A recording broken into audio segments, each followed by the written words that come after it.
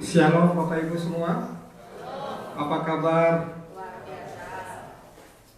Kita akan memulai ibadah kita pada sore hari ini. Saya mengajak kita semua masuk dalam saat teduh bagi jemaat yang mengikuti lewat streaming dan jemaat yang di tempat ini yang mengikuti dengan live. Biarlah kita memiliki hati terus untuk memuliakan Dia. Mari kita masuk dalam saat teduh.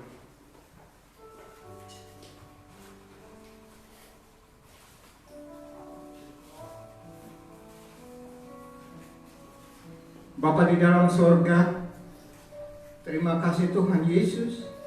Kami datang kepadamu Tuhan. Kami rindu memuliakan nama-Mu Tuhan. Kami mau menyenangkan Engkau Bapa. Mari Tuhan, kami mengundang Engkau hadir di tempat ini Tuhan. Biar Engkau mau menikmati pujian dan penyembahan kami Bapa. Kami rindu Tuhan, lewat ibadah ini Tuhan, banyak jiwa-jiwa yang haus datang kepadamu Tuhan. Banyak jiwa-jiwa yang baru yang datang kepadamu untuk memuliakan, meninggikan nama-Mu Tuhan. Mari Tuhan, berkati ibadah kami ini Tuhan dari awal sampai akhirnya. Tuhan pimpin terus, Tuhan tolong kami semua Bapa. Biar hidup kami terus berkenan kepadamu Tuhan dan memuliakan nama-Mu Bapa. Terima kasih Tuhan. Ibadah ini kami serahkan hanya di dalam nama Tuhan kami, Yesus Kristus. Haleluya. Amin.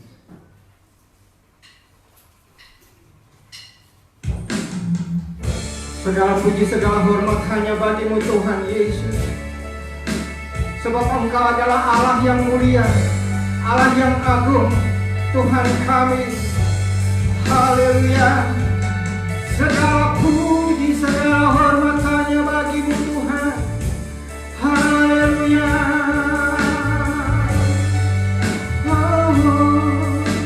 Mari kita angkat pujian ini, kita katakan, sungguh besar setiamu,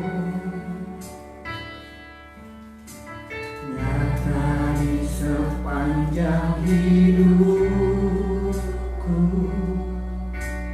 Darah-Mu telah layakkan kehidupanku. Tiada kata, tiada kata yang bisa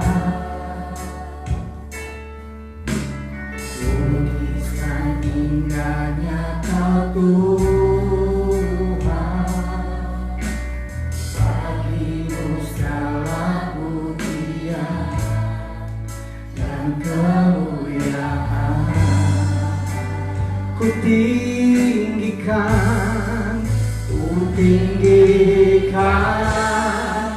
Engkau Tuhan, melebihi segalanya, lebih dalam ku menyenang dalam roh dan kebenaran. Ku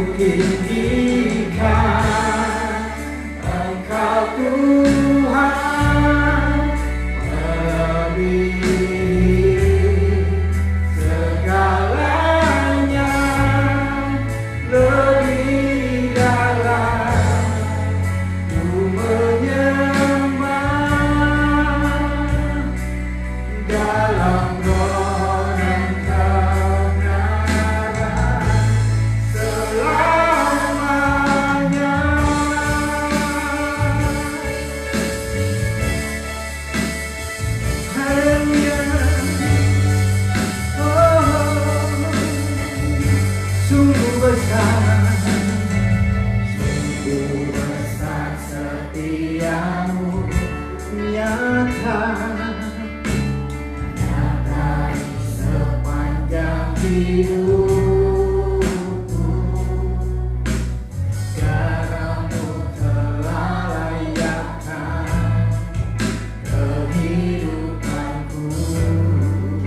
Tiada kata yang bisa, oh, tiada kata yang bisa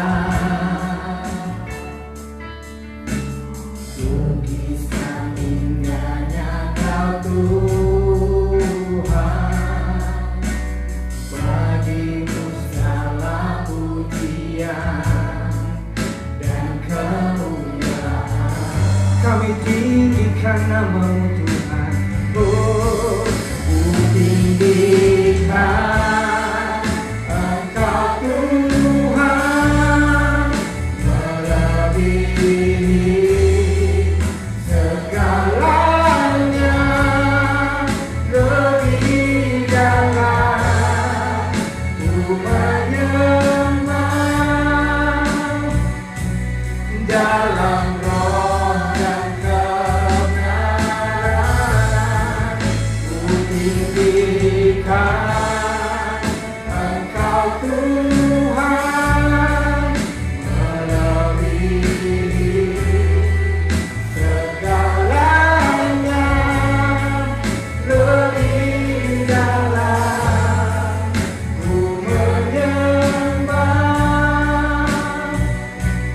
dalam roh dan kebenaran. Kami tinggikan, oh Yesus, melebihi segalanya, lebih dalam ku menyembah dalam roh dan kebenaran. Ku tinggikan Engkau Tuhan, melebihi segalanya, lebih dalam ku menyembah dalam roh dan kebenaran selamanya. Dalam roh dan kebenaran, dalam roh dan kebenaran selamanya. Dalam roh dan kebenaran, dalam roh dan kebenaran selamanya. Haleluya. Mari kita menyembah Dia, sebab Dia layak ditinggikan, sebab Dia layak dimuliakan. Haleluya. Segala puji hormat hanya bagi-Mu Tuhan. Kami sembah Engkau Yesus. Haleluya. Segala puji, segala hormat hanya Kau yang layak kami tinggikan. Haleluya. Haleluya. Yesus. Haleluya. Kami menyembah-Mu Tuhan, kami tinggikan nama-Mu. Haleluya. Haleluya.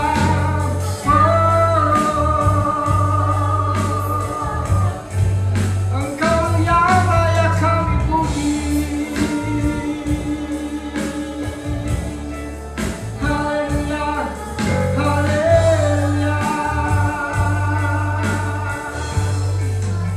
Haleluya, Yesus. Kami bersyukur kepada-Mu Tuhan, Sebab Engkau yang layak kami tinggikan, sebab Engkau yang layak kami puji. Haleluya. Hosana bagimu Tuhan, hosana bagimu Bapa. Ku tinggikan Engkau Tuhan, melebihi segalanya, lebih dalam ku menyembah dalam roh dan kebenaran. Ku tinggikan Engkau Tuhan, melebihi segalanya, lebih dalam ku menyembah dalam roh dan kami tinggikan, ku tinggikan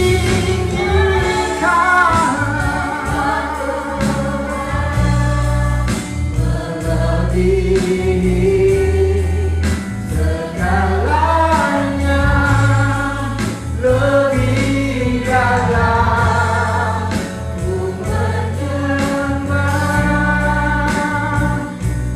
dalam roh dan kebenaran. Ku tinggikan Engkau Tuhan, melebihi segalanya, lebih dalam ku menyembah dalam roh dan kebenaran selamanya. Dalam roh dan kebenaran, dalam roh dan kebenaran selamanya. Dalam roh dan kebenaran selamanya.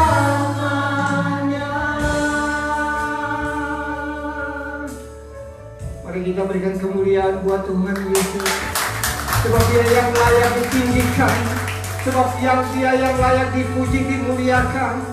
Haleluya.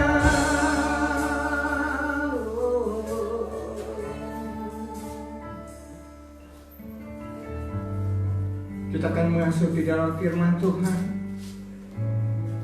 Kita akan mendengarkan Dia bersabda kepada kita semua. Saya percaya di tempat ini Tuhan hadir dan Tuhan memberikan damai sukacita bagi kita semua yang percaya kepadanya. Haleluya. Haleluya. Oh Yesus,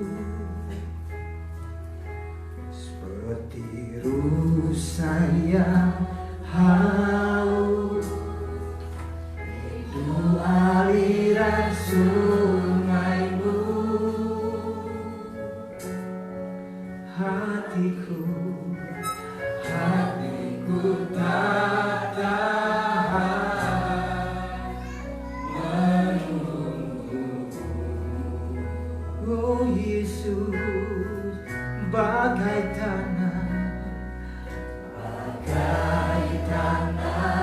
gersang menanti datangnya hujan.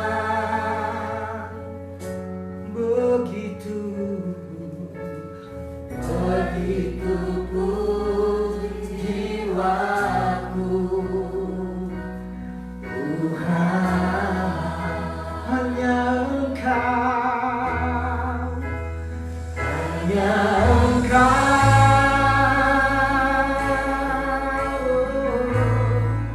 pribadi yang mengenal hatiku. Tiada yang tersembunyi bagimu, seluruh isi hatiku kau tahu, dan bawaku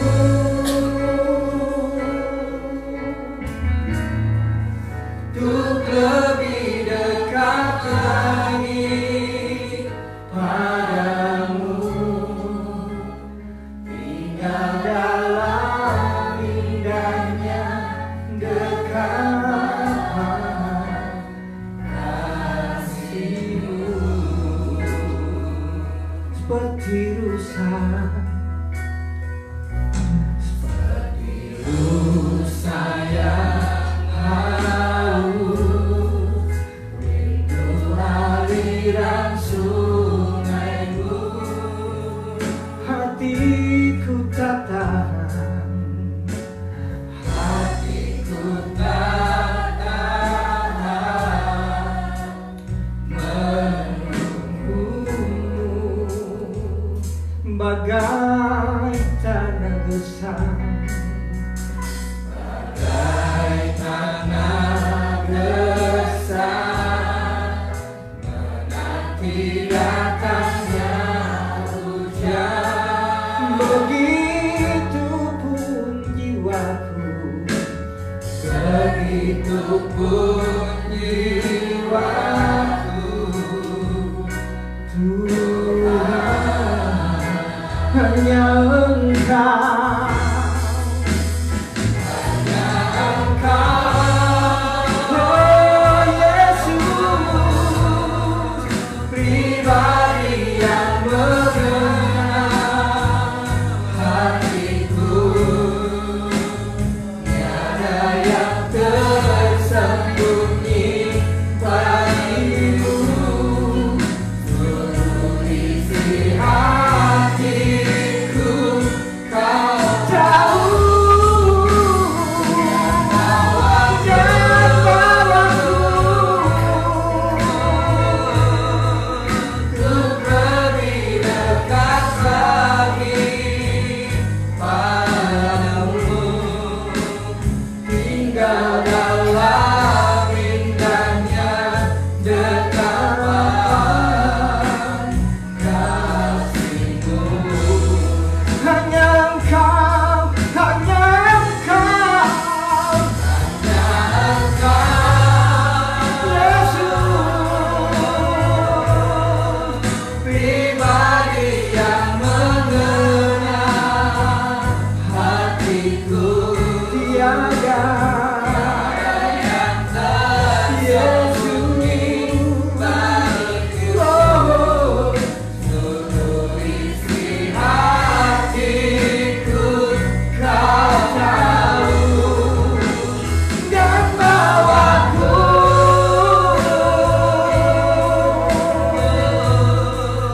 untuk lebih dekat lagi padamu, tinggal dalam indahnya dekapan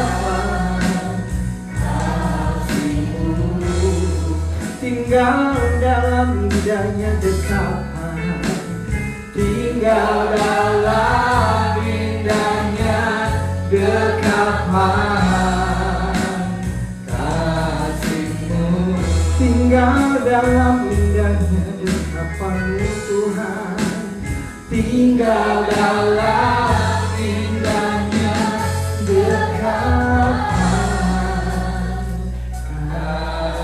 kasih-Mu. Kami mau tinggal di dalam dekapan kasih-Mu Tuhan. Kami mau tinggal di dalam dekapan firman-Mu Tuhan. Biarlah firman-Mu ini Tuhan mengubah hidup kami Bapa. Bukan hanya secara fisik Tuhan, tetapi jiwa kami Tuhan diubahkan Tuhan. Jiwa kami diselamatkan Tuhan. Supaya hidup kami berkenan kepadamu Bapa. Terima kasih Tuhan Yesus. Berkati kami semua Tuhan. pakai hamba-Mu Tuhan lewat pemberitaan firman-Mu Tuhan Yesus. Dan biar kami pulang, kami mendapatkan semuanya itu dengan sukacita Tuhan. Terima kasih Bapa. Inilah ucapan syukur kami, doa kami di dalam nama Tuhan Yesus. Haleluya. Amin. Baik, puji Tuhan, shalom lagi ke dalam Tuhan. Sekali lagi shalom. Yang di Basecamp dan juga yang di rumah yang hari ini menikmati live streaming, kita sampai di bagian yang terakhir serial firman Tuhan kita dari kitab Ezra. Sampai pada pasal yang ke-10 dan kita akan mengakhirinya dengan perjamuan kudus pada sore hari ini. Kita akan bersama-sama belajar dari Ezra pasal 10 ayat yang kedua. Ezra pasal yang ke-10 ayat yang kedua. Mari kita membacanya bersama-sama. 2, 3. Maka berbicaralah Sekaya bin Yehiel dari Bani Elam, katanya kepada Ezra, kami telah melakukan perbuatan tidak setia terhadap Allah kita, oleh karena kami telah memperistri perempuan asing dari antara para penduduk negeri. Namun demikian, sekarang juga masih ada harapan bagi Israel. Tema sore hari ini adalah masih ada harapan. Bapak Ibu yang dikasihi di dalam Tuhan Yesus Kristus, kondisi pada saat itu adalah kondisi yang sangat memprihatinkan. Minggu yang lalu kita sudah belajar bagaimana bangsa Israel yang keluar atau yang pulang dari pembuangan, yang sudah ditolong Tuhan dengan luar biasa, tetapi berubah setia kepada Tuhan. Mereka melakukan satu perbuatan yang melanggar kebenaran firman Tuhan yang tidak pernah dibayangkan sebelumnya. Tetapi dalam kondisi hari ini pun Tuhan katakan masih ada harapan. Situasi yang menurut banyak orang tidak mungkin, tetapi menurut Tuhan selalu ada kemungkinan, selalu ada peluang. Bapak Ibu yang dikasihi di dalam Tuhan, saudaraku yang dikasihi dalam Tuhan, dalam kondisi yang tidak demikian, maka tentu ketika melihat situasi itu, keadaan itu, kondisi yang melihat bagaimana banyak umat Tuhan yang jatuh di dalam dosa, banyak kehidupan yang tidak pernah seperti yang dibayangkan sebelumnya, banyak anak-anak Tuhan yang mungkin mengalami satu kegelisahan di dalam hidupnya, sehingga membuat pemimpin gereja menjadi putus asa melihat dan menghadapi kenyataan banyak jemaatnya, banyak pemimpin gerejanya melakukan kesalahan, yang kemudian mereka beranggapan bahwa situasi itu sulit untuk diubah dan sulit untuk berubah. Saudara, ini menjadi satu pergumulan sebenarnya bagi pelayan-pelayan Tuhan, pergumulan bagi kita anak-anak Tuhan. Kita mau belajar untuk melihat apakah kita punya empati, punya perasaan yang sama yang dimiliki oleh Ezra dan juga yang dimiliki oleh Sekanya. Ya, dalam bahasa Sanskertanya Seharia, Tuhan sudah ingat kembali. Itu yang nama Sekar, jadi Seharia Sekar. Saudara yang dikasih dalam Tuhan, kalau saya juga sebagai hamba Tuhan kadang berpikir, kita juga mungkin melihat satu kenyataan, kadang orang yang setia kepada Tuhan dibanding dengan orang yang tidak setia kepada Tuhan, lalu gaya hidupnya atau pendapatannya atau kehidupannya sepertinya kok lebih mudah, sepertinya kok lebih enak, sepertinya kok lebih nyaman. Itu sebenarnya juga menjadi beban, menjadi satu bahan pemikiran, bahan permenungan, pertanyaan kenapa Tuhan? Kenapa? Karena kadang-kadang itu yang menjadi membuat orang yang setia, orang yang baik-baik, orang yang gairah itu kemudian menjadi merasa bahwa mereka yang tidak setia juga kok hidupnya lebih baik. Mereka yang hidupnya berantakan kok juga lebih baik. Tetangga saya yang hidupnya tidak sungguh-sungguh kok juga lebih baik. Kenapa saya yang semakin setia kepada Tuhan, semakin bergairah kepada Tuhan, kok menghadapi satu kenyataan hidup seperti ini? Ini menjadi satu pergumulan kami sebagai hamba Tuhan, pergumulan kita aktivis gereja, pergumulan kita orang-orang yang setia kepada Tuhan ketika melihat banyak orang yang di luar Tuhan, banyak orang yang tidak setia kepada Tuhan, kok kehidupannya menjadi lebih baik, menjadi lebih nyaman, menjadi lebih indah. Sehingga kemudian kondisi seperti ini memberikan dampak yang luar biasa untuk banyak orang kemudian bergeser.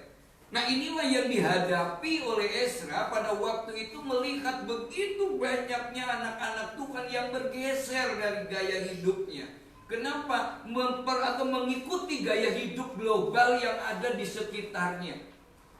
Sehingga dalam kondisi seperti ini, coba bayangkan kalau seorang Imam Yosua saja yang keluarganya kemudian memiliki satu gaya hidup di luar Tuhan, dituduh oleh iblis begitu luar biasa, sehingga di dalam pelayanannya dia merasa terganggu. Kenapa? Ada dakwaan terus. Keluargamu seperti itu, kamu gak layak melayani. Satu tuduhan-tuduhan yang membuat kita kadang menjadi tidak nyaman di dalam hidup ini. Dan Ezra melihatnya itu sudah menjadi harapan yang sangat kecil. Sebagai rohaniwan yang bertanggung jawab membawa umat Tuhan keluar dari Media Persia, dari Babilonia bersama Yerubabel untuk kembali membangun bait Allah. Ezra punya tanggung jawab yang besar beserta dengan pemimpin-pemimpinnya sampai pembangunan itu selesai. Pasal yang ke-6, pembangunan itu selesai. Tetapi ternyata selesainya pembangunan, megahnya bait Allah tidak menjamin megahnya kehidupan rohani umatnya. Kenapa? Minggu yang lalu kita sudah belajar. Kenapa? Karena umat Tuhan pada waktu itu lebih sibuk memikirkan dirinya sendiri, memikirkan egonya sendiri daripada membangun bait Allah secara rohaninya. Ezra mengalami satu kegoncangan di dalam iman, putus asa, kurang bergairah, lemah rohani, dan tidak mau berbuat apa-apa. Dia mulai meninggalkan tugas-tugas pelayanannya, mulai memeng katanya ya, mulai tidak bergairah. Sehingga kemudian ini yang dikatakan oleh Sekaya kepada Ezra. Dia bilang begini, bangkitlah karena hal itu adalah tugasmu. Kami mendampingi engkau, kuatkan hatimu dan bertindaklah. Coba dibaca ayat yang ke-4 dulu seperti itu. Ya, Ezra 10 ayat 4. Ezra 10 ayat 4. Bangkitlah karena hal itu adalah tugasmu. Kami akan mendampingi engkau. Kuatkanlah hatimu dan bertindaklah. Sudah perhatikan, ini ada seorang yang bernama Sekaya datang kepada Ezra. Dia bukan hanya sekedar menegur, tetapi perhatikan di sini, bangkitlah karena itu tugasmu. Saudara, seringkali sebagai hamba Tuhan saya juga melihat kondisi seperti beberapa kali rasanya Tuhan capek. Tuhan, aduh kok begini keadaannya. Satu pergumulan yang berat dalam kondisi seperti ini, apakah terus melayani atau kemudian tinggalkan pelayanan? Kenapa? Karena melihat orang yang begitu banyak orang yang ada yang sudah kita bangun bersama-sama, kok ya kemudian pergi, kemudian kok tidak lagi, kemudian menjauh, bahkan melihat gaya hidupnya, perekonomiannya, keadaannya, ini menjadi satu pergumulan berat rasanya. Apakah saya masih layak melayani? Sama pergumulan seperti Ezra, tapi bersyukur di situ ada orang yang bernama Sekaya. Ada jemaat Tuhan, ada aktivis Tuhan, pekerjaan Tuhan yang berani mengingatkan Ezra dengan berkata, bangkitlah karena itu adalah tugasmu. Sekaya bukan hanya sekedar menegur, Sekaya bukan hanya sekedar mengingatkan, tetapi Sekaya di sini katakan, kami akan mendampingi engkau. Saudara perhatikan, ini sesuatu yang luar biasa. Esok masih ada harapan, ke depan masih ada harapan ketika kita ini tetap bersatu, bersehati.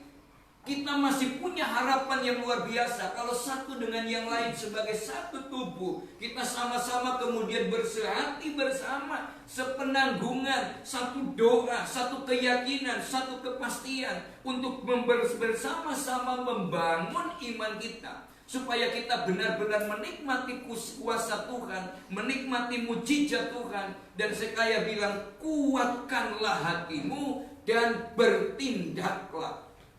Tindakan yang dilakukan oleh Ezra bukan hanya oleh Ezra sendiri, tetapi mereka bersama-sama saling menopang supaya kemudian mereka memiliki satu kerinduan yang sama. Bukan hanya Ezra yang bangkit, tetapi kemudian Sekaya dan seluruh sukunya bangkit juga, dan umat Tuhan juga mengalami kebangkitan. Nah saudara, setiap pemimpin dan setiap pribadi membutuhkan pendamping di saat mengalami kelemahan. Walaupun kenyataannya banyak orang ketika lemah itu memang kita tidak berani untuk bilang kepada banyak orang, bilang kepada orang lain. Kenapa? Karena ada ketakutan. Kenapa ada kekhawatiran? Kebiasaan orang ini kalau ada yang lemah, bukannya kemudian ditopang, tapi kemudian diceritakan lalu dijatuhkan sekalian. Senang lihat orang susah, susah lihat orang senang. Saudara perhatikan di sini, tapi pemimpin menghadapi kelemahan. Karena kenapa? Karena perbuatan dosa itu lebih mudah menjalar. Perbuatan yang tidak baik itu lebih mudah menjalar. Saudara, dan melemahkan kerohanian, bahkan dapat menghambat kemajuan pemimpin-pemimpinnya. Kalau kita bergerak di sini, lihat kondisi yang seperti itu, apakah kita juga punya satu hati yang sama? Bahwa kita ini tidak bisa hidup sendiri, tidak bisa beriman sendiri, tidak bisa maju sendiri. Kita ini seperti tubuh ini yang bermacam-macam bentuknya, bermacam-macam organnya, tetapi punya satu kesatuan yang sama, digerakkan oleh roh yang sama. Maka ketika yang satunya itu sakit jarinya, semuanya ikut merasakan sakit. Sebagai satu kesatuan kita mau belajar tubuh Kristus ini. Sudahkah kita benar-benar seperti Sekaya yang memiliki perasaan yang sama yang dimiliki oleh Esdra untuk kembali memulihkan kebangsanya, memulihkan umatnya, memulihkan umat Tuhan supaya bersama-sama kembali datang kepada Tuhan. Saudara perhatikan di sini 1 Korintus 5 ayat yang ke-6 berkata, tidak tahukah kamu bahwa sedikit ragi menghamirkan seluruh adonan? Gosip, bisik-bisik itu akan lebih mudah beredar daripada sesuatu yang baik. Berita yang tidak baik akan lebih mudah beredar. Dan ini yang lebih banyak menjatuhkan di jemaat, di gereja. Ini yang sering terjadi, yang kemudian diawali pada waktu Ezra mengalami bagaimana dosa itu begitu cepat beredar. Sehingga kemudian semua merasa kelelahan, yang dampaknya adalah pemimpinnya juga mengalami kelelahan. Dosa Akan itu hanya dosa seorang kok. Dibanding dengan yang jarahan begitu banyak itu, kemarin waktu menyerang itu tidak ada apa-apanya. Tetapi karena dosa Akan, ketidakjujuran, membuat kemudian umat Tuhan mengalami kekalahan hanya oleh karena menyerang satu desa yang sangat kecil. Satu keadaan yang kecil membuat orang mengalami kekalahan oleh karena ada dosa di dalam kehidupannya. Nah saudara, dalam kondisi seperti ini mari kita belajar. Ketika kita mengalami hal-hal seperti ini, apa yang harus kita lakukan? Yang pertama, kita belajar dari gaya Esra ini adalah berdoa dalam kasih dan kerendahan hati. Ketika kita menghadapi kenyataan, keadaan seperti yang Esra alami, ternyata kalau kita melihat Esra tidak berbuat apa-apa kecuali berdoa kepada Tuhan. Sebab kalau kita ngomong pun bisa menjadi salah. Kita bertindak pun kadang-kadang sudah tidak digapai lagi. Tetapi Esra berdoa kepada Tuhan. Berdoa bukan sebagai kewajiban, tetapi berdoa dengan sungguh-sungguh. Karena benar-benar hanya berharap kepada Tuhan, benar-benar hanya membutuhkan Tuhan, benar-benar bahwa dia hanya bisa berserah kepada Tuhan dan mengharapkan pertolongan Tuhan. Tidak ada sesuatu yang bisa mengubah di dalam hidupnya selain kuasa Tuhan yang sanggup mengubah keadaannya. Apa yang dilakukan oleh Esra? Esra pasal 10 ayat yang pertama. Ya. Esra 10 ayat yang pertama. Sementara Esra berdoa dan mengaku dosa sambil menangis dengan bersujud di depan rumah Allah. Berhimpunlah kepadanya jemaah orang Israel yang sangat besar jumlahnya, laki-laki, perempuan, dan anak-anak. Orang-orang itu menangis keras-keras. Sudah perhatikan, yang dilakukan oleh Esra adalah berdoa dan mengaku dosa. Dia tidak segan-segan bahwa mengaku ini dosa kami Tuhan, walaupun Esra tidak berbuat salah. Perhatikan dengan gaya hidup kita, seringkali kita begitu gampang menyalahkan, begitu gampang menghakimi, begitu gampang membuat bahwa yang salah itu orang lain. Yang salah itu di sekitar kita. Esra mengaku dosa sambil menangis. Kalau orang itu berdoa, lalu kemudian datang kepada Tuhan sambil menangis, bukan menangis oleh karena banyaknya hal yang ada dalam hidupnya, tetapi benar-benar menangis oleh karena hanya berserah hidupnya sepenuhnya kepada Tuhan. Persoalannya berat, tetapi dia yakin Tuhan sanggup memberikan kelepasan dari semua persoalannya itu. Esra benar-benar menangis di hadapan Tuhan dan dengan bersujud di depan rumah Tuhan. Saudara perhatikan, Esra didampingi oleh Sekanya dan Bani Elam kemudian bersujud bersama-sama. Yang namanya dulu itu bersujud bukan hanya sekedar berangkat tangan, bukan hanya sekedar berlutut saja, tetapi dengan muka sampai ke tanah. Berlutut betul sebagai tanda penyerahan total kepada Tuhan. Artinya logikanya, gaya hidupnya, semua kemampuannya dia serahkan kepada Tuhan. Sebagaimana perintah Tuhan mengatakan, marilah kepadaku yang letih lesu dan berbeban berat. Datang kepada Tuhan, aku akan memberikan kelegaan kepadamu. Esra melakukan dengan bersujud di hadapan Tuhan. Alangkah indahnya. Dan dampaknya ketika Esra bersujud berlutut itu, ternyata pengaruhnya memberikan luar biasa. Semua penduduk yang ada di sana ikut bersama-sama berlutut di hadapan Tuhan. Saudara yang dikasih dalam Tuhan, ini bedanya. Seringkali yang terjadi di dalam kehidupan kita bermasyarakat adalah dia kalau ada sesuatu yang sedang terjadi dan itu kemudian menganggap itu tidak baik, bukan menyelesaikan masalah tapi seringkali menambah masalah. Bukan masalah menjadi jernih, tetapi seringkali memperkeruh keadaan dengan menunjukkan sikap yang kurang baik, sikap yang emosional, sikap yang menyalahkan orang lain dan keadaan. Saudara, apa yang dilakukan? Akibat yang dilakukan oleh Esra, dia berdoa dengan penuh kasih itu. Doa itu kemudian meradiasi ke seluruh jemaat yang kemudian menjadi doa syafaat. Kalau kita yang hadir hari ini, kemudian yang di rumah live streaming, yang besok kita sama-sama akan menyaksikan, melihat kembali siaran ini, ibadah ini, kita bersama-sama bersehati berdoa buat gereja kita, buat teman-teman kita, buat saudara-saudara kita, buat penduduk yang ada di sekitar kita. Semua sepakat kita berdoa. Pertanyaannya, apakah kita pernah berdoakan orang yang ada di samping kita? Apakah kita pernah melihat orang yang ada di sebelah kanan kita, di sebelah kiri kita? Sehatkah dia? Punya beban masalahkah dia? Atau kita menjadi jemaat, menjadi anak-anak Tuhan yang cuek terhadap yang lain, acuh terhadap yang lain?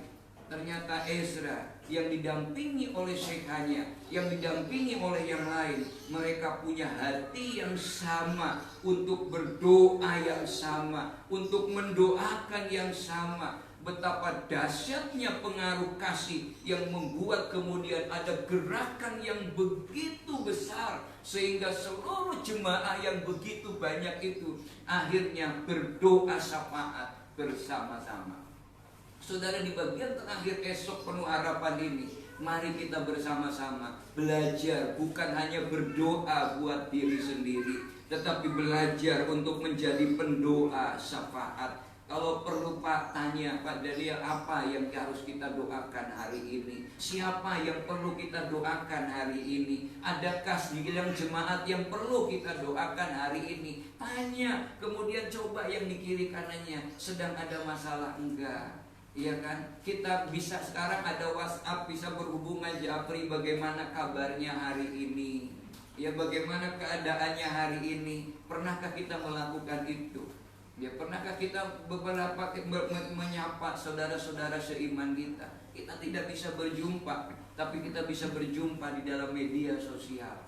Kalau dulu tidak ada seperti itu, tapi mereka melakukan yang sama. Kalau ini terjadi di dalam hidup kita, Yohanes pasal 12 ayat yang ke-24 berkata, sesungguhnya jikalau biji gandum itu tidak jatuh ke dalam tanah dan mati, ia tetap satu biji saja. Tetapi jika ia mati, ia akan menghasilkan banyak buah.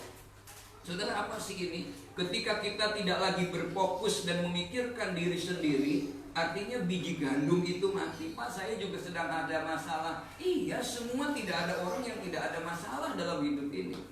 Tapi kalau kita melihat, tahu orang lain, kita akan melihat ternyata pergumulan orang lain itu lebih besar.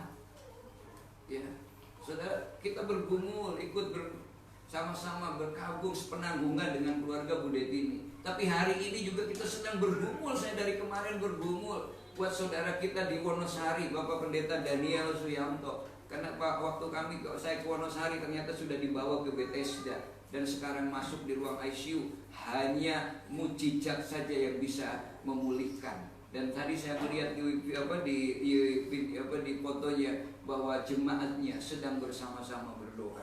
Sebuah luar biasa. Mereka berdoa buat satu tujuan yang sama. Biarlah kehendak Tuhan yang jadi. Perhatikan, biji gandum itu mati, artinya masing-masing kita tidak fokus kepada dirinya sendiri, tidak fokus kepada kebutuhannya sendiri. Coba kita berempati dengan yang lain. Kisah ini mengajarkan untuk semua jemaat bahwa Philadelphia Ministry itu bukan hanya sekedar slogan, tapi benar-benar menjadi satu perbuatan nyata di dalam hidup kita. Untuk kita saling mengenal, saling menguatkan. Di tempat kita hanya ada beberapa keluarga, sekitar 70-80 kepala keluarga, mudah untuk dikenalnya. Saudara perhatikan, biji gandum itu mati, barulah ia bisa menjadi berkat bagi orang lain dan menghasilkan buah yang banyak atau berlipat kali ganda. Jadi yang pertama, mari kita belajar berdoa dengan kasih.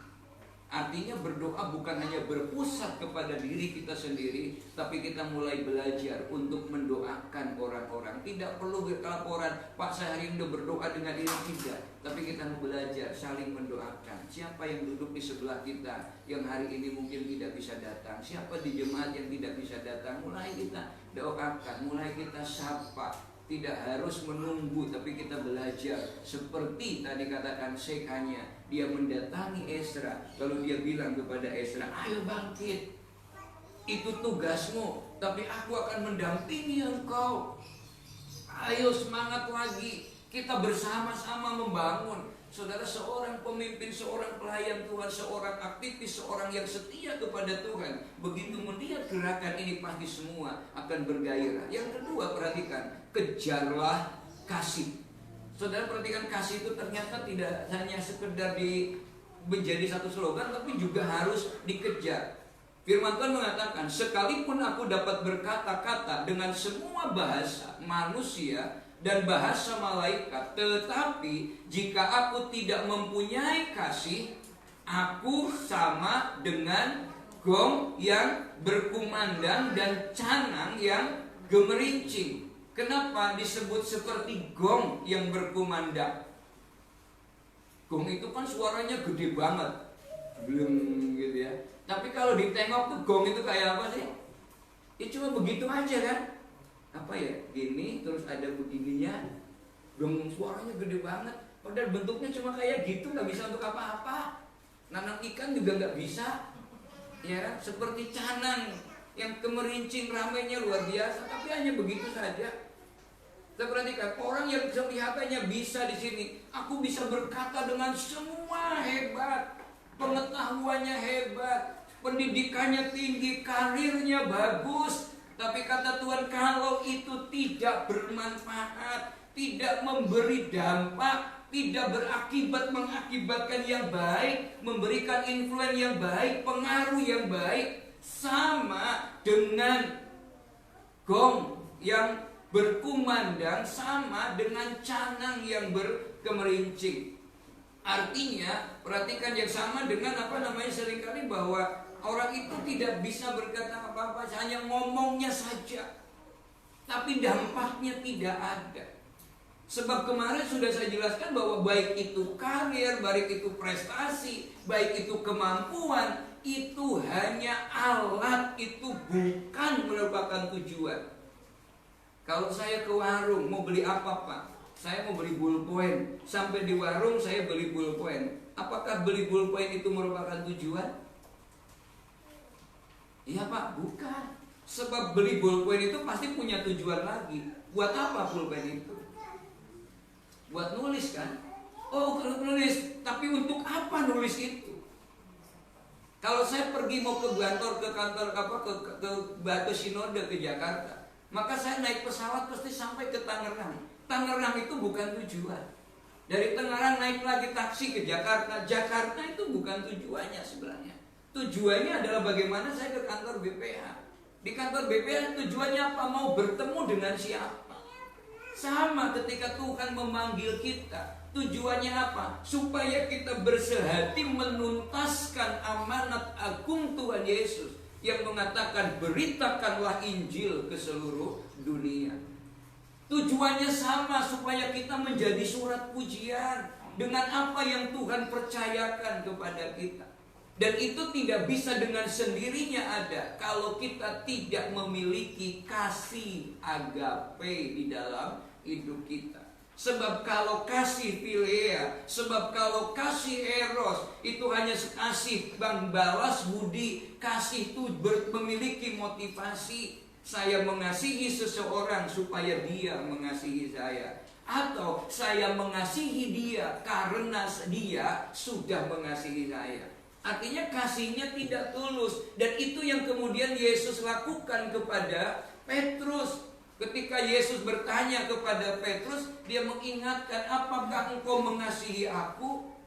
2 kali Yesus menjawab, 3 kali, dan yang ketiga Yesus akhirnya bertanya kembali. Petrus tidak lagi mengungkapkan dengan sombong, aku mengasihi Tuhan. Tidak. Dia bilang, engkau tahu. Kenapa? Akhirnya kata Tuhan Yesus, gembalakanlah domba-dombaku. Kalau kita memiliki kasih agape, ketika kita mengiring kepada Tuhan, ketika kita ikut Tuhan, tidak lagi dibatasi oleh apa yang ada di sekeliling kita. Saudara, mari kita belajar. Apakah kita sama dengan Pantekosta lama, orang-orang yang dulu perintis di negeri ini, yang berani berkata di hadapan Tuhan, mengikut Yesus keputusanku, mengikut Yesus keputusanku, ku tak ingkar, ku tak ingkar. Seperti itu satu luar biasa. Walaupun sendiri katanya tidak ingkar, walaupun banyak persoalan dia tetap tidak ingkar. Sama seperti orang-orang yang harus dibakar menjadi obor hidup-hidup. Secara manusia dia tidak mendapatkan apa-apa, tapi di hadapan Tuhan dia menjadi orang yang begitu luar biasa, mengasihi Tuhan dengan sepenuh hati. Kasih walaupun, kasih meskipun, karena dia punya kasih agape kepada Tuhan. Saya mengasihi Yesus karena Yesus lebih dahulu mengasihi kita. Jadi apapun yang terjadi, tidak ada seorang pun yang, tidak ada sesuatu pun yang bisa memutuskan kasih Allah kepada kita. Dan demikian juga kasih kita kepada Tuhan. Kenapa? Sebab kasih itu tidak berkesudahan. Kasih karunia akan berakhir, bahkan karunia itu akan berakhir nanti. Begitu kita meninggal dunia, karunia Tuhan yang ada dalam hidup kita itu akan berakhir. Oh, seseorang punya karunia bernubuat, punya karunia kesembuhan menyembuhkan, punya karunia membedakan roh. Begitu sudah meninggal, ya sudah nggak bisa apa-apa, kita nggak bisa bertanya lagi. Dan demikian juga pelayanan. Begitu orang sudah meninggal, sudah nggak bisa melayani lagi. Maka kalau kita mau pelayanan, ya ayo kita masih hidup. Jangan nunggu besok kalau sudah tua, kalau udah ini. Ada kesempatan, ayo kita sama-sama. Lalu pengetahuan juga akan lenyap. Saudara, jangan nunggu kita pintar dulu mau melayani Tuhan. Jangan. Tapi kata Tuhan di sini, kenapa? Karena kasihlah yang tidak berkesudahan. Semua akan lenyap. Saudara yang dikasih dalam Tuhan, mari kita kejar kasih itu. Pelayanan tanpa kasih agape memiliki ciri-ciri yang sangat jelas. Saudara perhatikan. Coba kita lihat yang sangat jelas, di outline juga ada. Yang pertama, ciri pelayanan atau ciri jemaat, ciri pengiringan kepada Tuhan tanpa kasih agape, yang pertama adalah bosan dan hambar. Kenapa? Karena merupakan sebagai kewajiban saja, tidak ada keindahan. Kalau hari Minggu dia bukan, yes hari Minggu, wah puji Tuhan. Kenapa? Dia akan bilang, aduh kok Minggu lagi ya. Iya kan? Aduh kok sudah minggu lagi, apalagi kalau bangun harus pagi, aduh kok udah minggu lagi, ini gak enak. Ke gereja lah, malas ke gereja, ketemu orangnya itu terus. Wah paling nanti ketemu mastris di situ. Ya malas, gak usah les. Sudah perhatikan kenapa? Karena dia tergantung kepada orang datangnya. Gak ada bergairah mau bertemu dengan Tuhan. Ini ciri yang tidak kasih agape. Dia tergantung kepada orang di kiri kanannya. Dia tidak tulus mau bertemu Tuhan. Sukacitanya ditentukan oleh yang ada. Makanya yang kedua ciri-ciri yang tidak memiliki kasih agape adalah mudah terpengaruh oleh keadaan dan tergantung kepada keadaan. Isi dompetnya tebal, wah ramahnya luar biasa. Halo, gimana kabarnya? Begitu isi dompetnya mulai tipis, senyumnya sudah hilang, takut. Ya. Saudara, ini banyak orang pengaruh oleh keadaan. Baru gerimis sedikit saja udah, baru gak enak sedikit saja sudah. Ini seringkali seperti itu. Mungkin dilala waktu masuk asarnya kurang ramah sedikit, ya. Waduh, gak mau datang lagi, asarnya gak ramah. Ya padahal mungkin lagi sedang ngobrol dengan yang lain, sedang ada hal yang lain. Sering kita berprasangka, kenapa orang yang curiga, orang yang gak nyaman pasti akan terus berprasangka. Nah berikutnya adalah kurang sensitif, baik terhadap Tuhan maupun terhadap perasaan dan kesusahan orang lain. Kalau orang lain punya sensitivitas yang tinggi, punya smart sosial, punya kecerdasan sosial, maka kita akan belajar untuk menempatkan pembicaraan, menempatkan untuk kita humor, menempatkan itu tahu betul bagaimana caranya. Seorang sahabat berbeda dengan seorang teman. Seorang teman dia akan datang pertama pada waktu temannya itu senang, tetapi dia juga akan pergi pertama pada saat temannya susah. Tapi seorang sahabat terbalik, dia akan datang pada saat terakhir ketika temannya itu senang, tapi dia akan pergi bagian akhir, bahkan terakhir ketika temannya itu dalam kesusahan. Bahkan dia akan selalu datang di saat orang lain tidak ada. Seorang sahabat adalah orang yang membuat sahabatnya menjadi tertawa di dalam kesusahannya. Tetapi seorang teman yang punya motivasi tidak agape, dia akan membuat temannya menangis justru di saat seharusnya berbahagia. Saudara yang dikasih dalam Tuhan, kenapa? Dia punya kepekaan. Tapi orang yang tidak punya kasih agape, dia nggak punya kepekaan. Dia hanya sensitif terhadap dirinya sendiri, tapi tidak sensitif terhadap Tuhan, tidak punya perasaan terhadap lingkungannya dan kesusahan orang lain. Orang lain mau susah mau tidak, ya sudahlah, itu tanggungannya sendiri. Saudara nggak punya satu empati untuk saling menopang, saling menolong. Padahal kata Tuhan, tidak tahukah kamu bahwa tubuh kita ini kan kita ini satu tubuh. Yesus itu adalah menjadi kepalanya. Tubuh yang satu dengan yang lain, badan yang lebih besar dari organ tubuh yang lain. Badan ini sangat ketergantungan kepada organ tubuh yang lain. Perut ini kalau lapar, keroncongan sampai lemes, tidak pernah bisa berbuat apa-apa tanpa ada kaki yang berjalan, tanpa ada tangan yang berjalan, yang bergerak, tanpa ada mata yang melihat, tanpa ada mulut yang kemudian mau mengunyahnya. Ya kan? Bahkan gigi kita yang gak kelihatan pun mungkin bisa berguna luar biasa. Tenggorokan yang tidak kelihatan bisa menolong untuk makanan itu bisa masuk. Tubuh ini yang hebat, yang paling gede ini, perut, badan ini tidak bisa apa-apa. Saudara yang dikasih dalam Tuhan, kurang sensitif. Jadi yang berikutnya, yang keempat, membebani dan bukan mengangkat. Pengaturan, peraturan secara agamawi yang kemudian akan memberatkan. Itu yang dilakukan oleh orang-orang Farisi. Kalau kamu orang-orang Saduki, kalau kamu memberikan persepuluhan ya harus begini loh. Kalau dari beras perpuluhannya, kamu harus hitung. Ada 100 biji beras, maka kamu hitung 10-nya. Nah kalau berasnya 1 kintal, hitungnya kapan? Ya kan? Sebelum masipan persembahan perpuluhan udah capek dulu. Udah muring-muring dulu, kok abot bener boyawi serasa baik. Kenapa? Di rumah terus. Itu yang kemudian Yesus marah-marah di bait Allah. Kenapa? Karena peraturan peribadatan menjadi berat banget, sehingga orang tidak membawa bahan persembahan dari rumah. Kenapa? Karena peraturannya begitu berat.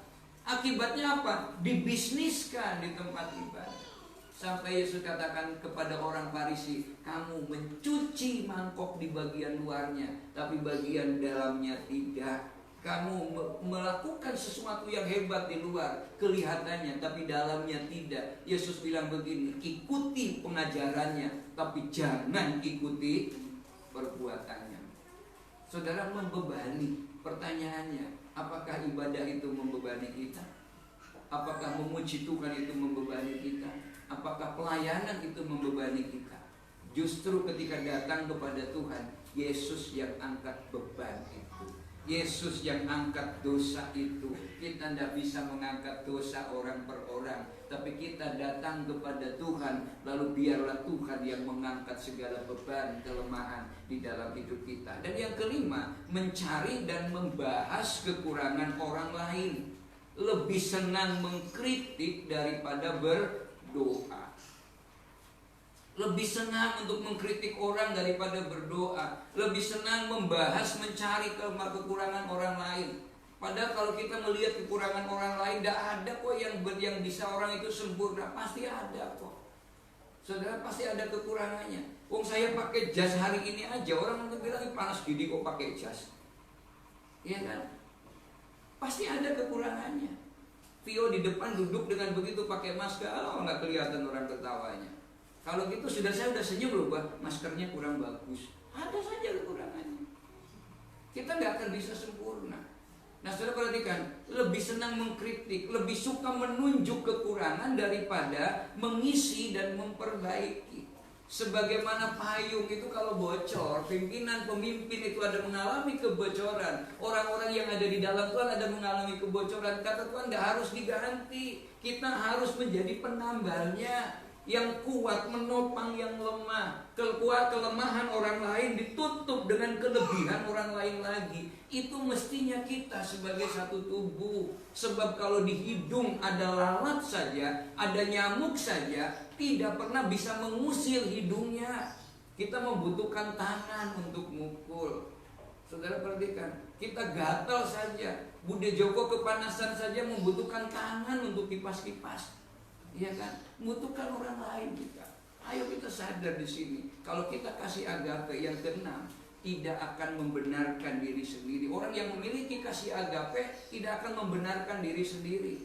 Perhatikan di sini. Banyak orang ingin membenarkan diri sendiri. Banyak orang ingin hanya dirinya sendiri. Padahal kasih itu tidak memegahkan diri dan jarang memuji dirinya sendiri. Itu orang yang memiliki kasih agape. Kenapa? Sebab dengan menyalahkan orang lain berarti dia sedang membenarkan diri sendiri. Begitu sedang menyalahkan orang lain, sebenarnya kita sedang membenarkan aku loh yang paling benar. Tapi belum tentu yang merasa benar itu suruh melakukan apa yang dilakukan oleh orang lain belum tentu bisa. Contohnya orang mengkritik yang khotbah, mengkritik yang memuji Tuhan, mengkritik orang yang melayani pekerjaan Tuhan, lalu suruh melayani, mesti belum tentu mau. Nah, saudara, ini kita belajar. Yang berikutnya masih ada harapan. Ezra pasal 10 ayat yang kedua. Ezra 10 ayat yang kedua. Maka berbicaralah Sekanya bin Yehiel dari Bani Elam, katanya kepada Ezra, kami telah melakukan perbuatan tidak setia terhadap Allah kita. Oleh karena kami telah memperistri perempuan asing dari antara penduduk negeri. Namun demikian, sekarang juga masih ada harapan bagi Israel. Saya perhatikan, ternyata bukan esok penuh harapan, tapi sekarang masih ada harapan. Saudara perhatikan, kita jangan cepat atau mudah berputus asa. Jangan mudah menyerah seperti yang dinasihatkan oleh Sekaya. Meskipun sudah sedemikian buruk keadaannya, di dalam Tuhan masih ada harapan. Ketika orang-orang mulai mengeluh bagaimana memberi makan banyak orang, Yesus datang, mereka harus diberi makan. Kenapa? Yesus tahu betul apa yang akan dia kerjakan dan harus dia kerjakan. Ketika orang bertanya kepada Yesus, ngomong kepada Yesus, andai saja engkau datang kemarin, pasti adikku tidak akan mati. Bahkan ketika Yesus bertemu di kota Nain, seorang janda yang punya anak satu-satunya. Waktu suaminya meninggal, dia masih punya pengharapan, anakku lah yang akan menjadi penopang di dalam hidupnya. Tapi ternyata anaknya mati. Dan Yesus lewat ke situ. Mau kemana? Orang sedang menggotong keranda menuju kuburan. Artinya sudah gak ada pengharapan, tinggal dikubur. Tapi begitu Yesus melihat dan bertemu, Yesus tahu perasaan seorang ibu itu. Maka dia menyentuh kerandanya dan kemudian membangkitkan anaknya itu. Masih ada harapan kalau ada Yesus. Masih ada harapan kalau bersama dengan Tuhan. Masih ada harapan kalau kita mau datang kepada Tuhan. Begitu banyaknya orang. Ibu mertua Petrus yang sedang sakit, Yesus datang ke sana. Yesus pegang tangan ibu mertua Petrus. Tiba-tiba panasnya menjadi reda. Kenapa? Karena mereka mengundang Yesus ada di situ. Orang yang hampir dipermalukan karena undangannya begitu banyak. Persediaan anggurnya sudah habis. Yesus ada di situ. Dan Alkitab mencatat, dan Yesus saja diundang ke situ. Yesus juga.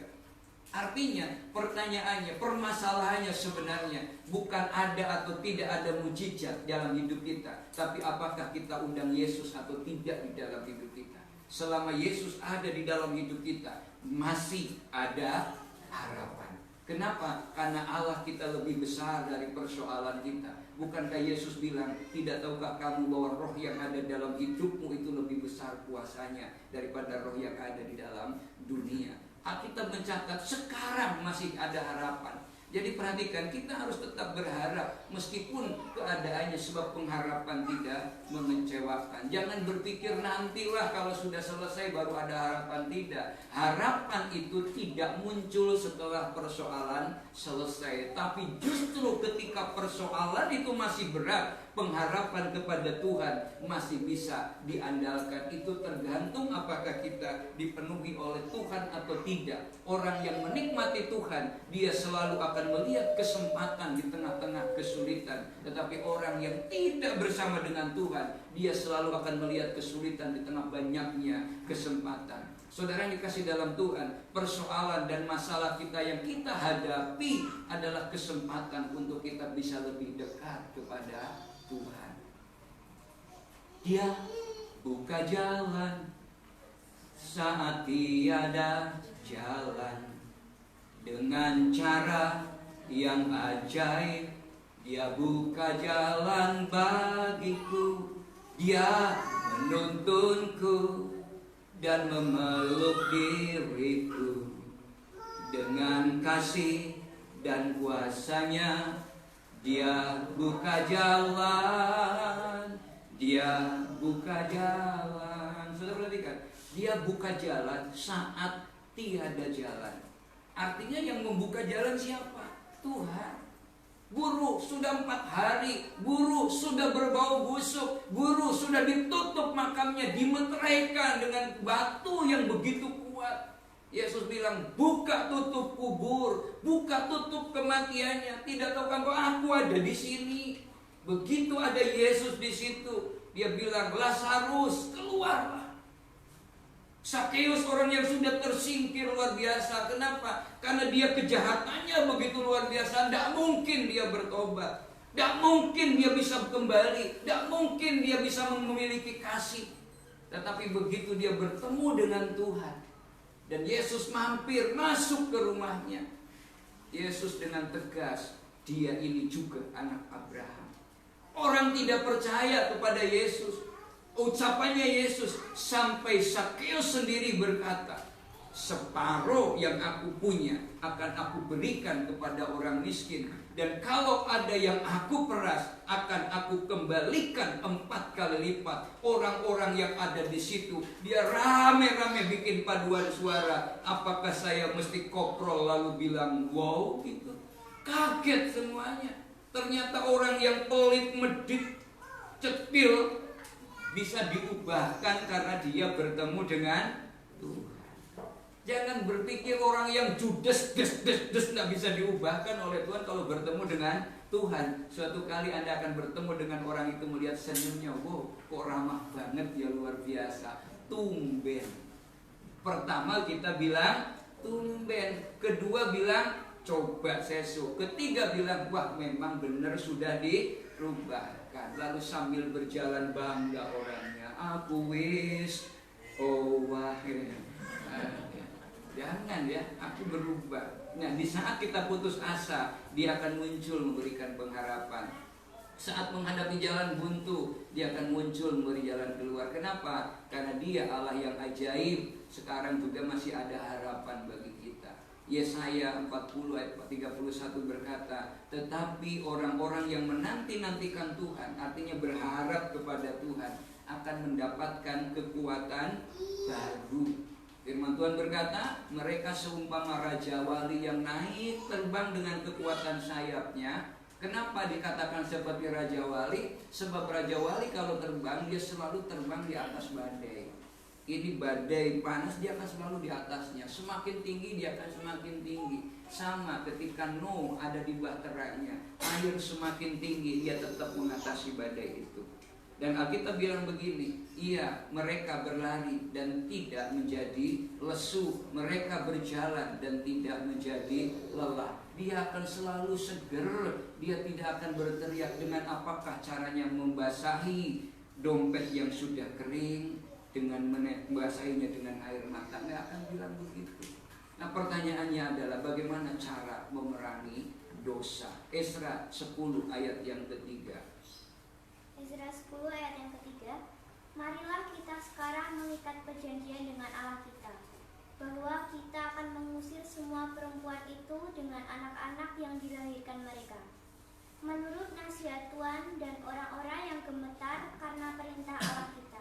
Saya perhatikan, yang pertama, mengikat perjanjian dengan Allah kita. Artinya kalau dengan Tuhan itu tidak boleh main-main. Mengikat perjanjian, komitmen, konsisten terhadap komitmen dengan. Berapa banyak orang yang komitmen dengan Tuhan tetapi nggak konsisten. Hari ini gairahnya luar biasa, besok hilang gairahnya. Kenapa? Karena melihat orang tertentu yang tidak kita sukai, kita menjadi kecewa.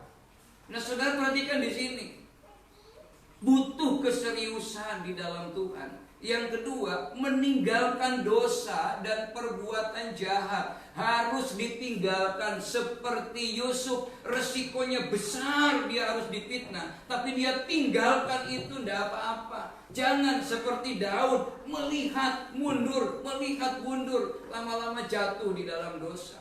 Yang kedua, ayat berikutnya, ayat yang keempat, Esra 10 ayat yang keempat. Bangkitlah, karena hal itu adalah tugasmu. Kami akan mendampingi engkau. Kuatkanlah hatimu dan bertindaklah. Bangkitlah. Kenapa? Itu tanggung jawab kita.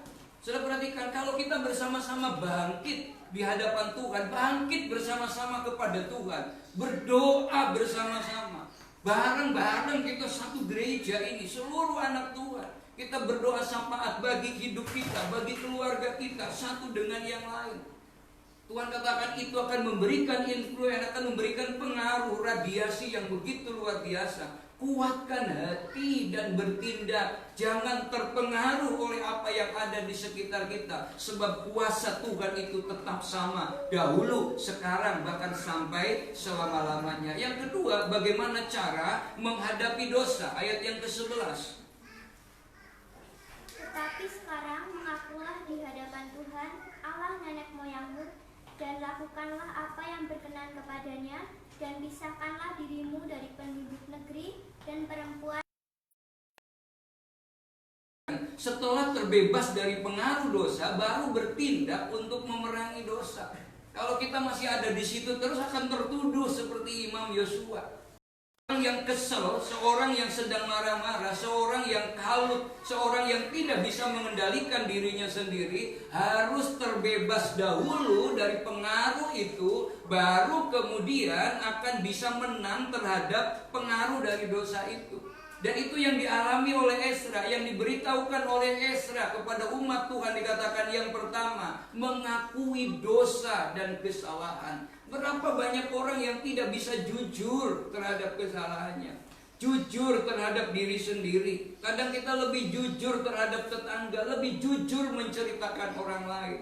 Jujur terhadap diri sendiri, mengakui kesalahan, lalu kemudian melakukan yang diperkenan. Artinya melakukan metanoia, berbalik 180 derajat. Dengan cara apa? Memisahkan diri dari lingkungan yang lama. Ini yang disebut metanoia. Tidak lagi tertarik sama kehidupan yang lama, tidak lagi berbalik sama kehidupan yang lama. Kenapa? Karena kita sudah mati bagi dosa dan hidup bagi Kristus. Orang yang dibaptis, dia ikut bersama-sama dalam kematian Tuhan, ikut bersama-sama dalam penguburannya, ikut bersama-sama di dalam kebangkitannya. Yesus bilang, kamu adalah ciptaan baru, yang lama sudah berlalu dan yang baru sudah datang. Kalau kita memiliki sesuatu yang baru di dalam hidup kita, kulitnya tidak baru, rambutnya mungkin tidak baru, tetapi kalau hatinya diperbaharui, perhatikan, maka akan memiliki pengaruh yang luar biasa. Dan akan kelihatan siapa yang bergaul dengan Tuhan dan siapa yang tidak bergaul dengan Tuhan. 1 Korintus mengatakan, jangan kamu sesat. Pergaulan yang buruk itu bisa merusakkan kebiasaan yang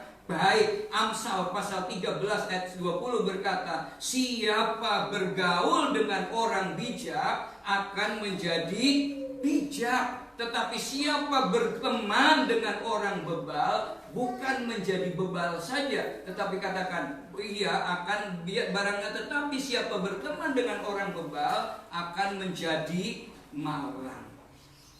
Mari kita belajar untuk introspeksi hari ini. Kita akan menikmati tubuh dan darah Kristus. Biarlah dengan tubuh dan darah Kristus ini, Tuhan sendiri yang akan memperbaharui kehidupan kita. Bawa segala pergumulan kepada Tuhan. Mari kita angkat pujian bersama-sama. Kita bersyukur di hadapan Tuhan. Ku hidup karena anugerah-Mu.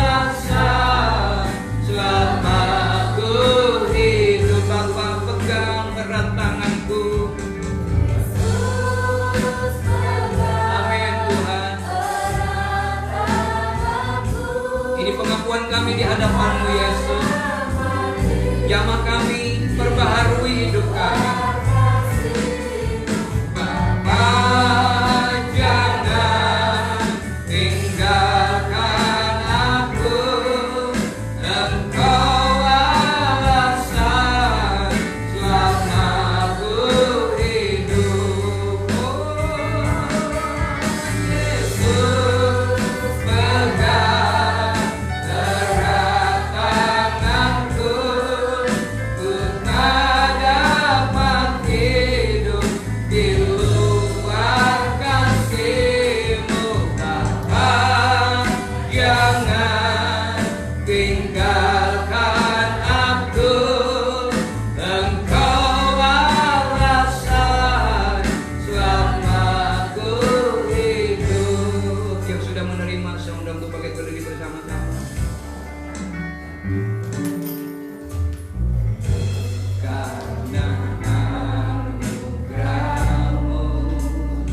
ataupun dapat kubanggakan Tuhan.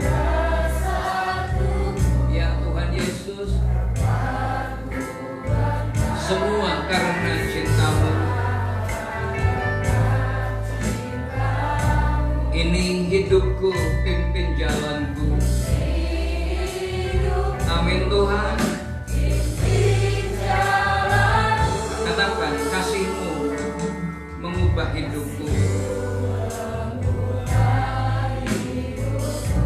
Amin Tuhan.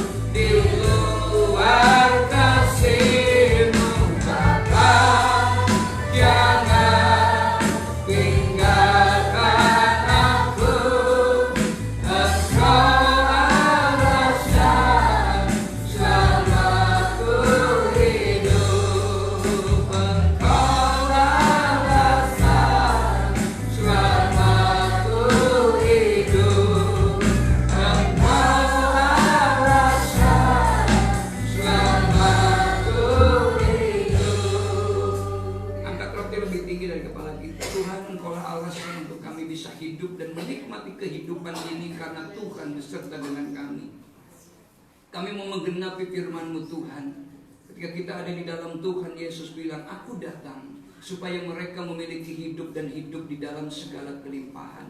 Hari ini kami ingin memperbarui hidup kami. Ketika Tuhan bilang, kalau engkau tinggal di dalam aku dan firman-Ku tinggal di dalam kamu, minta apa saja yang kamu kehendaki. Tuhan, jadikan tubuh kami menjadi bait-Mu yang kudus. Dengar kebenaran firman Allah, sebab apa yang telah kuteruskan kepadamu telah aku terima dari Tuhan, yaitu bahwa Tuhan Yesus pada malam waktu Ia diserahkan mengambil roti, dan sesudah itu Ia mengucap syukur atasnya. Ia memecah-mecahkannya dan berkata, inilah tubuhku yang diserahkan bagi kamu, perbuatlah ini menjadi peringatan akan aku. Nikmati bersama dalam nama Yesus.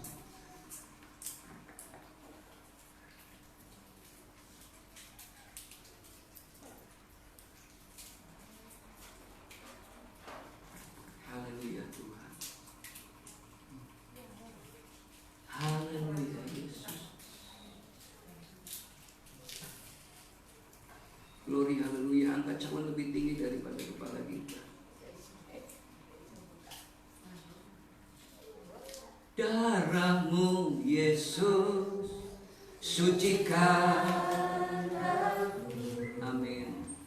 Darah-Mu Yesus bebaskanku. Darah-Mu Yesus ubahkan aku. Ku dijadikan. Mari dengan iman katakan di hadapan Tuhan. Darah-Mu Yesus sucikan.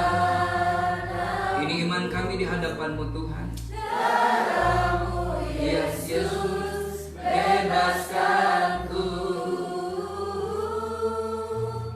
Darah-Mu Yesus ubahkan aku. Ku dijadikan baru.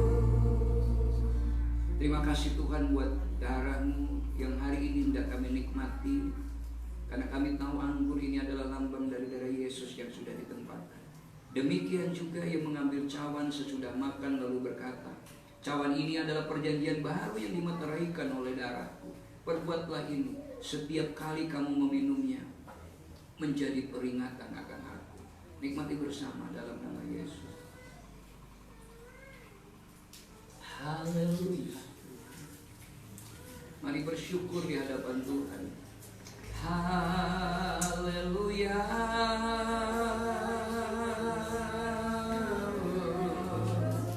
Terima kasih Tuhan. Haleluya, haleluya, haleluya, haleluya, haleluya, haleluya, haleluya, haleluya, haleluya. Yesus, kami bersyukur kepadamu Tuhan. Haleluya. Kau Allah yang besar. Haleluya. Kau mulia. Namamu, kuasamu, kasihmu kekal. Kau yang layak ditinggikan. Haleluya. Kau Allah yang besar. Haleluya. Kau mulia. Oh, namamu, kasihmu, kau yang layak ditinggikan. Sekali lagi dengan iman, penuh dengan kekuatan dari Allah. Tuhan, ini iman kami. Kau Allah yang tidak ada sesuatu yang tidak bisa diubahkan oleh kuasa-Mu Tuhan. Tidak ada pintu yang bisa ditutup kalau Engkau sudah membukanya. Selalu ada pengharapan di dalam Tuhan. Bukan besok, tetapi sekarang ada harapan bagi kami Tuhan. Oh, Kau yang layak ditinggikan. Kau yang layak. Sekali lagi katakan, Kau yang layak. Kau yang layak ditinggikan. Segala puji, hormat, syukur, kemuliaan di hadapan-Mu Tuhan. Biarlah harapan itu menjadi bagian kami. Dan harapan kepada Tuhan tidak pernah mengecewakan. Kami bersyukur kepada-Mu Tuhan. Kami pulang membawa kepastian iman kepada kami. Kami pulang dengan gairah yang baru. Kami pulang dengan gaya hidup yang baru. Karena kami tahu Engkau-lah yang mengubah hidup kami. Dan kalau Engkau tinggal di dalam hidup kami, Tuhan bilang, muliakanlah Tuhan dengan tubuhmu. Terima kasih Tuhan. Kami bersyukur buat semua yang Tuhan kerjakan. Berkati bangsa dan negara kami, berkati lingkungan kami, berkati pemimpin-pemimpin bangsa kami Tuhan. Bahkan Engkau akan memberkati rumah tangga kami, usaha kami, pekerjaan kami, dibuat Tuhan berhasil dan beruntung dalam segala hal yang baik. Terima kasih Tuhan, kami mengucap syukur kepadamu. Di dalam nama Tuhan Yesus Kristus, kami siap untuk menerima berkat Tuhan. Tuhan memberkati Engkau dan melindungi Engkau. Tuhan menyinari Engkau dengan wajahnya dan memberi Engkau kasih karunia. Tuhan menghadapkan wajahnya kepadamu dan memberi Engkau damai sejahtera mulai sore ini sampai Maranatha. Tuhan Yesus datang yang kedua kali. Yang percaya diberkati Tuhan, sama-sama katakan amin. Amin. Tuhan berkati dan bersatu teduh.